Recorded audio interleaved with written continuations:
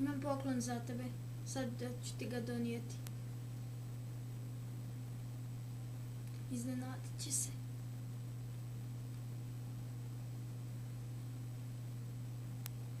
Idem nazad.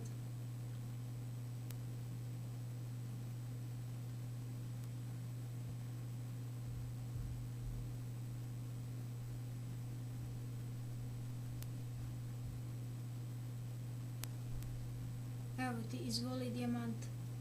O, hvala ti.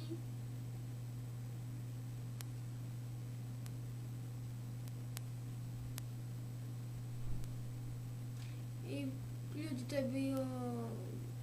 to je bila još jedna animacija. Znači od mene poklon za curu će se animacija zvati, znači nije mi prva, nego druga animacija, možemo reći. Vidite evo na kraju to kako on izgleda. I ona je oduševljena. U deskripciji će vam pisati ko glumi glasove i sve to. Vidimo se uskoro, do tada, goodbye.